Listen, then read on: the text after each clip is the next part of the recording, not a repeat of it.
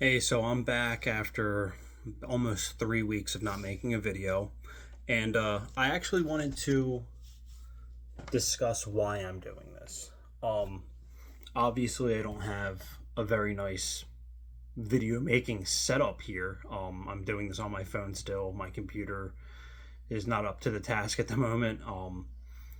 Eventually, I will get the tools I need to make better content, but I wanted to go over what's been going on in my life that led me to do this. Um, the first time I voted was 2012. I voted for Obama. I voted in 2016. I was locked up on a probation violation for marijuana possession when the primary was going on, so I did not get to vote for Bernie Sanders. I ended up voting for Hillary in the general, like most Democrats. In 2020, fortunately, I got to vote for Bernie Sanders. Um, he didn't win, obviously, due to a lot of rigging and corruption. And I voted for Biden. And then in 2024, I did the same thing. I voted for Harris because there wasn't another candidate that, well, there was no primary. Yeah. Um, 2018, I volunteered for Madeline Dean in my congressional district in Montgomery County. Um, I didn't do too much. I volunteered, did the stuffing of envelopes and phone calls for a little bit, and I got tired of that real quickly, especially because she wasn't really a candidate and still isn't that truly backs everything I believe in. Um, she's better than what the alternative would be. I don't think a Republican really can win her district anyway, but she's definitely not the worst person in the world and somebody that we could move to the left probably more. Um, I feel we live in a time though that, well, what a lot of people would consider the brosphere is taking over for newer media, the Joe Rogan types. I feel there's not enough on the left to combat that, to spread actual information and not just, what sides with what they believe in. When it comes to the right wing, that's a lot of what they do. And I wanted to see a lot more from people I follow and watch, like Kyle Kulinski and David Dole, the Young Turks, the Majority Report, Dean Withers, Jolly Good Ginger. I'm a big fan of too. But I think we're at a time where abundance doesn't hurt when it comes to this new form of media on social media and YouTube and all these channels, all these new apps. I do think that it matters who we elect. I don't think blue, no matter who, is a good stance to take. We saw that under Biden with Build Back Better failing, with increase in minimum wage failing, student debt cancellation, increasing corporate taxes. Joe Manchin was the sole vote that held back the child tax credit expansion from becoming permanent. And when it was enacted, when it was active and in effect, it cut child poverty in half from 12% to 6%. I think our party is failing on that front. I think the incrementalism and the abundance approach doesn't help. Um, Not when they're doing the things they're doing, like I just said, voting against increasing minimum wage, not doing enough with climate change, pretending like the Affordable Care Act is the best thing in the world and we don't need to do anything further, or just tweaks to the system is enough. I think this is the vicious cycle that we are in now, that blue MAGA and the blue no matter who folks don't understand. That's what brought us Trump twice. You saw it in a 4-year span under Biden. As I just mentioned, all of those things that failed that were extremely popular. If you look back on Biden's approval rating, when he was pitching those things and they were trying to pass those things, his approval rating was up here. And as they started to vote those things down and not be able to get it passed, as those things failed, his approval rating plummeted. And then Trump was reelected. Uh, a lot of it is to blame on Gaza, us not having a primary, but I mean, let's say we did have a primary and Harris won. Do you really think that would have changed the Democratic base and young voters from staying home over Gaza? No.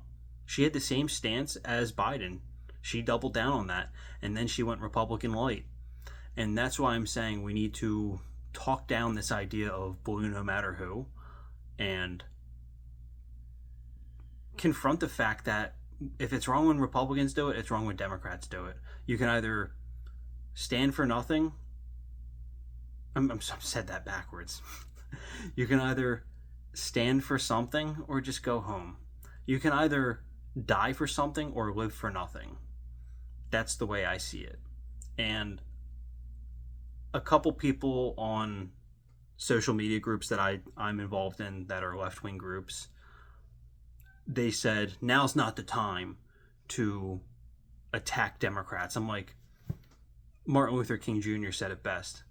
The time is always right to do what's right. I think that's Martin Luther King Jr. As you see, this is not an edited video. I'm putting this all up in its raw and uncut form. I got my dog sleeping on the bed over here. You see my kayak in the background. I'm very clearly not set up for a YouTube channel experience as you would see on the more popular channels. There's no background here, nothing like that. You're just getting my raw and uncut views in real time. But yeah, I really do think that is a failure of our party, and that is dangerous rhetoric to just keep electing Democrats for being Democrats. Guess who was a Democrat about 25 years ago, a little more than that? Donald Trump. Guess who was best friends with Hillary and Bill Clinton for years, or at least in public, on business terms? Donald Trump. Guess who was a Democrat not too long ago that is just horrendous on policy now and is a part of the Trump administration? Tulsi Gabbard. We cannot just back people for being Democrats. I know. I was a huge supporter of Fetterman. I endorsed him to everybody around me. I was a butcher at the time. I'm now a plumber, obviously. Things haven't changed too much. I'm still struggling, surviving. I'm living paycheck to paycheck. But, yeah, that's changed. Fetterman had a stroke and just like that. He was already bad on Israel and fracking, but he doubled down and backed off of a lot of...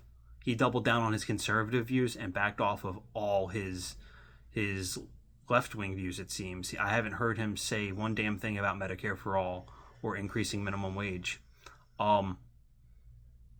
This is what we need to prevent. We don't need to be, have some purity test, but there needs to be red lines. Gavin Newsom is doing the bare minimum right now, and I see people applauding him like he's a brilliant genius that needs to run for president, and then I ask them about policy, and they don't know anything. He's anti-labor, or at least he has voted or vetoed pro-labor bills in California. He tried to spread propaganda on college campuses on how protesters should behave when they were already protesting peacefully. And these protests, you guessed it, were involving Israel and Gaza and the genocide Israel's committing in Gaza. And he is a Zionist. That is the red line in the sand for me. I will not vote for another Zionist. I will not vote for anybody who is going to arm Israel. I will not vote for anybody who is against public option or single-payer health care. Those things need to be at the front of their policies, of their platforms, of their campaigns over the midterms, and if they're running for president in 2028 as well. Otherwise, they're fair game. You cannot expect this party to survive doing the same old crap that brought us Trump. Let's pretend it didn't bring us Trump for a second. You cannot expect this party to survive not helping people. Incrementalism is not enough. We need reforms. We need price caps on all pharmaceuticals. We need universal health care. We need universal education, free community college. We need, in some areas, honestly, as far as I'm concerned, you could do it in the whole United States. Rent caps, freeze rent increases, price caps on rent, price controls on rent, price controls on food and pharmaceuticals, as I just said, price caps. in any of those forms, you're helping people directly by going, hey, we hear you. Things are too expensive and they're making millions and billions off your back. Let's fix that. And I don't just mean revenue, I mean profit. People are always complaining about how expensive healthcare is. The industry profits in the tens of billions just saying no. That's how they profit, just by saying no to us and letting people die. I think Bernie was right at the end of the 2024 election when Harris lost. This party turned its back on workers. I see every day blue collar tradesmen talk against their own best interest, say they're not in favor of universal paid sick and family leave, say they're not in favor of unions, they're not in favor of increasing minimum wage, even though historically it's been known, you increase the minimum earners' wages, it increases all wages. It increases consumer spending, and in return, that increases all wages in a lot of ways. I'm doing this because I believe in everything I'm talking about right now, but I also believe in the truth, and there's a lot of misinformation out there, and I think we'll get to all of that eventually. We'll cover the topic of what's going on in LA right now. I'm going to make a few more videos over the next few days. We'll talk about Trump's big, beautiful bill. We'll talk about Elon and Trump. I'll even cover a lot of the smaller issues. And I wouldn't call them smaller, but in the grand scheme of things right now, I'll talk about the New York City mayor's race and how a socialist could end up beating Andrew Cuomo. And if you ask me, that's fucking a breath of fresh air. If you haven't checked out the debate with Zohran Mamdani, I think I said his name right there, and Andrew Cuomo and the rest of the competitors for that race, the candidates for that race, say competitors. It's an interesting debate. Yeah. So we'll cover a lot, but I'm here to explain my take on things and report the truth, report the news, not just give you what you want to hear, but what's actually going on.